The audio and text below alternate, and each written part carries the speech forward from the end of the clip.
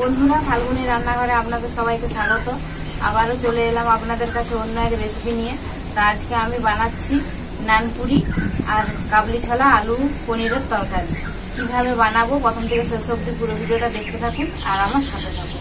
নানপুরি বানানোর জন্য আমি এখানে ময়দা নিয়ে নিয়েছি, আর ময়দাতে কি কি মিক্স করছি আপনারা ভালো করে দেখে নিন।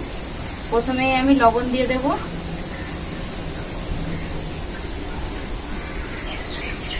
সোডা পাউডার,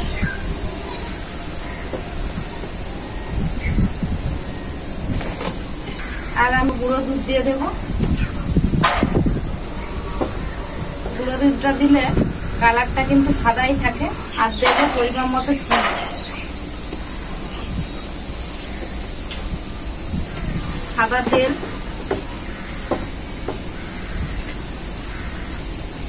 খুব ভালো করে ময়দাটার সাথে সবকিছু মিশিয়ে নেব। ময়দাটাকে কিন্তু হাতে করে খুব ভালো করে এইভাবে মেখে নিতে হবে সবকিছুর সাথে। ময়দাটা খুব ভালো করে একসাথে মিশিয়ে নিয়েছি সবকিছুর সাথে। এখন আমি টক দই দিয়ে দেবো ফাটানো।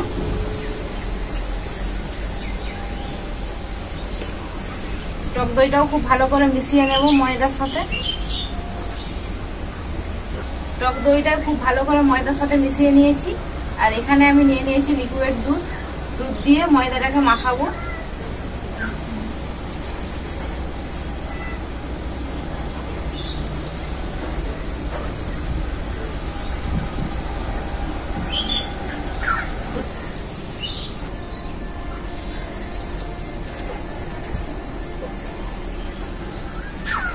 আমি দুধ দিয়েই ময়দাটা মাখাচ্ছি, আপনারা চাইলে জল দিয়েও মাখাতে পারেন। আমি দুধ দিয়ে মাখাচ্ছি, দুধটা দিলে স্বাদটা ভালো হয়।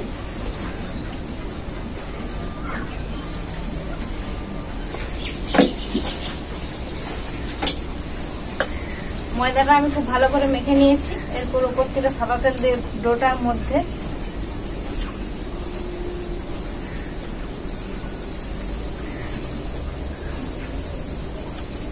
ডোটাই খুব ভালো করে সাদা তেল মাখিয়ে নিয়েছি। এটাকে আমি 1 ঘন্টার মতো ঢাকা দিয়ে রাখবো। আপনাদের হাতে সময় থাকলে 2 ঘন্টার মতো ঢাকা দিয়ে রাখবেন। ওইদিকে ময়দাটা মেখে ঢাকা রেখেছি, আর এইদিকে আমি ছোলা আর আলু সেদ্ধ করতে দেবো। তার জন্য উনুনে কড়াইটা বসিয়ে দিচ্ছি। কড়াইতে জল দিয়ে দেব।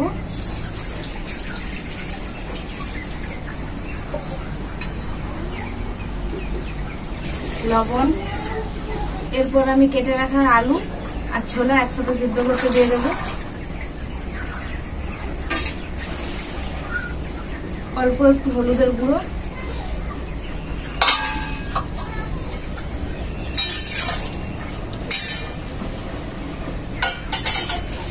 ঢাকা দিয়ে সেদ্ধ করে নেব। ঢাকাটা খুলে দেখে নেব।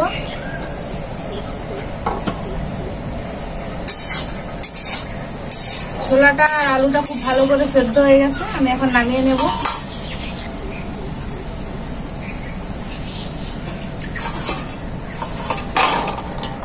কড়াইতে আমি সাদা তেল দিয়ে দেবো পনিরটা ভাজার জন্য।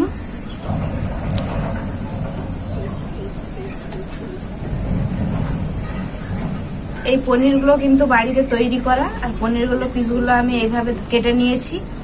তেলটাও খুব ভালো করে গরম হয়ে গেছে। পনিরগুলো এখন ভেজে নেব তেলের মধ্যে।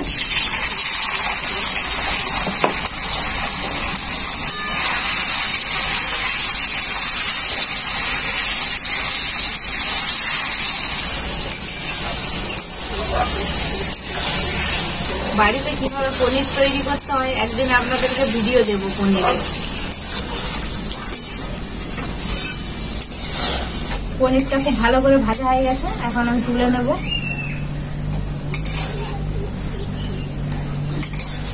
ওই তেলেই আমি দিয়ে দেব গোটা গরম মশলা, দারুচিনি, জিরে, ধনে, এলাচ, লং, জায়ত্রী,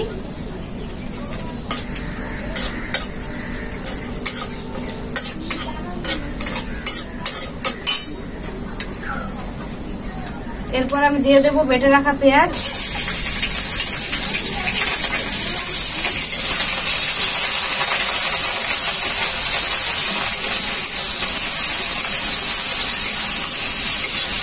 পেঁয়াজটা খুব ভালো করে ভাজা হয়ে গেছে। আদা রসুন বাটা,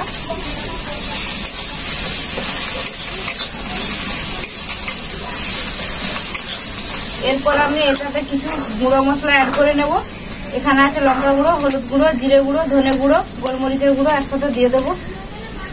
মশলাটাকে খুব ভালো করে কষানোর জন্য অল্প একটু জল দিয়ে দেবো।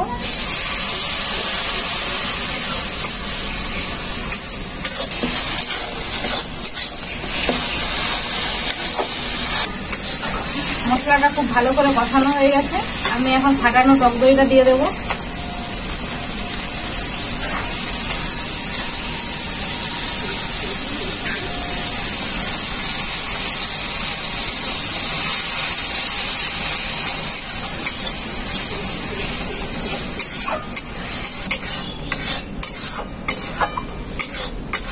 টক দইটা দেওয়ার পর মশলাটাকে খুব ভালো করে কষিয়ে নিয়েছি। এখন আমি কাজু বাদাম বাটার দিয়ে দেবো।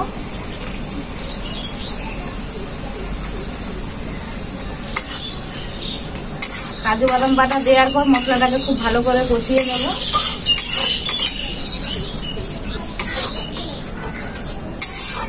এরপর আমি দিয়ে দেব কেশরি মেথি।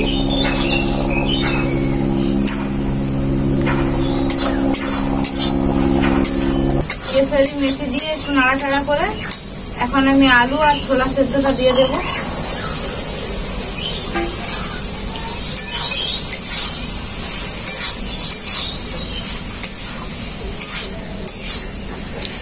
আলু আর ছোলাটা মশলার সাথে খুব ভালো করে কষিয়ে নিয়েছি। এখন আমি পরিমাণ মতো জল দিয়ে দেব।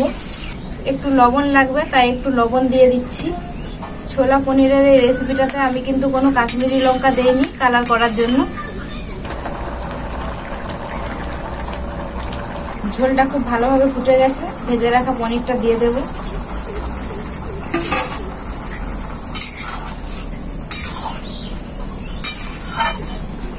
পনিরটা দেওয়ার পর ঝোলটা অনেকটাই শুকিয়ে গেছে। এখন আমি স্বাদ মতো চিনি দিয়ে দেব।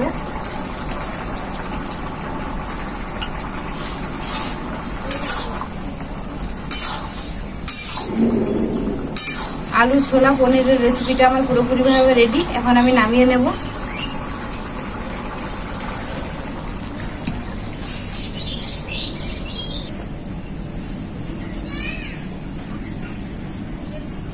ছোলা আর পনিরের রেসিপিটা তো আমার হয়ে গেল। আমি এরপর ঢাকা খুলে দেখে নেব ময়দাটা।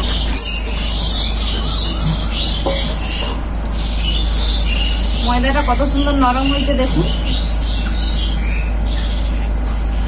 এইরকম নরম হলেই বুঝতে পারবেন যে ময়দাটা পুরোপুরিভাবে রেডি নানপুরির জন্য।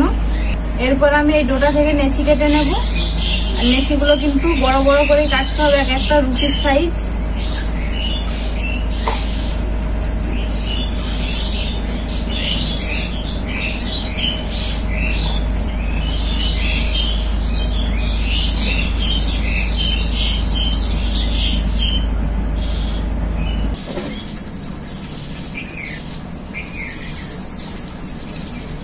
ওইদিকে আমি কড়াইতে সাদা তেল গরম করতে দিয়ে দিয়েছি নানপুরিগুলো ভাজার জন্য। এদিকে পূজার নেচিগুলো গোল গোল করতে থাকুক আর আমি বেলে নিচ্ছি কয়েকটা।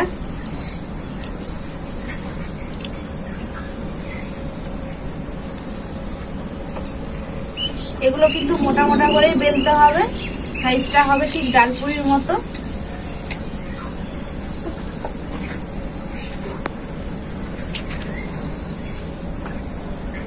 আর আমি তেল দিয়েই বেলছি, ময়দার গুঁড়ো দিয়ে বেলিনি, তাহলে তেলে অনেক গুঁড়ো করে কালো হয়ে যাবে। এরপর আমি কড়াইতে দিয়ে দিচ্ছি ভাজার জন্য।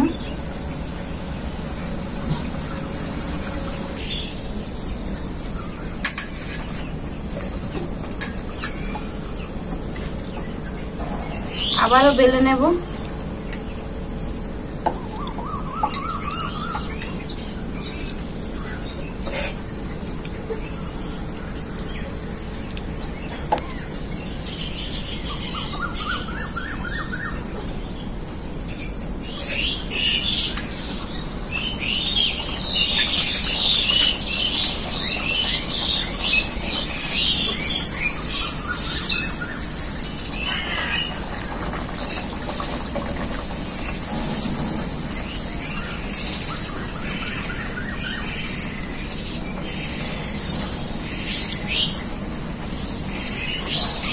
কত সুন্দর ফুলছে দেখুন।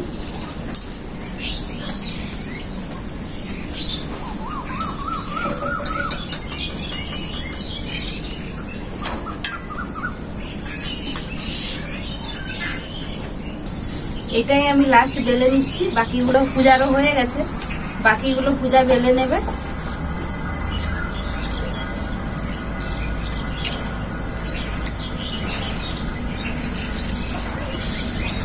পূজা বেলো আর আমি ভাজি।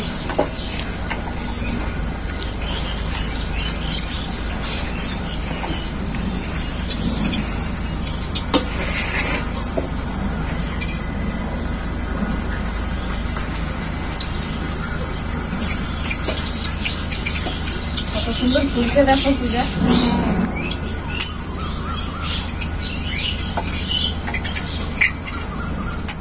দেখুন বন্ধুরা কত সুন্দর ফুলেছে।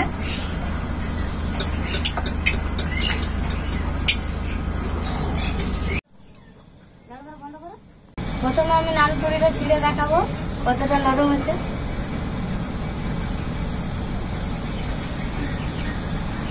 দেখুন কত সুন্দর নরম হয়েছে, দেখুন কত সুন্দর ফাঁপা হয়েছে।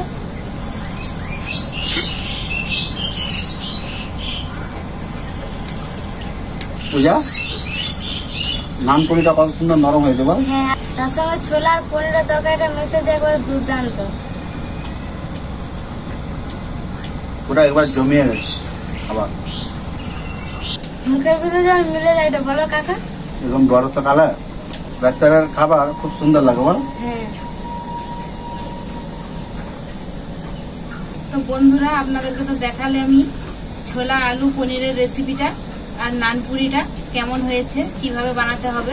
খুব সহজেই বানিয়ে নিতে পারবেন, তো বাড়িতে অবশ্যই বানিয়ে খাবেন, এইভাবে খেতে খুবই ভালো লাগবে। তো রেসিপিটা কেমন হয়েছে আপনারাই কমেন্ট করে জানাবেন। ভিডিও ভালো লাগলে লাইক শেয়ার সাবস্ক্রাইব অবশ্যই করবেন, আর এইভাবেই আমার পাশে থাকবেন, আমাকে এগিয়ে যেতে সাহায্য করবেন। আপনারা ভালো থাকবেন, সুস্থ থাকবেন, নিজেদের খেয়াল রাখবেন। আবার দেখা হবে পরবর্তী ভিডিওতে অন্য কোনো রেসিপি।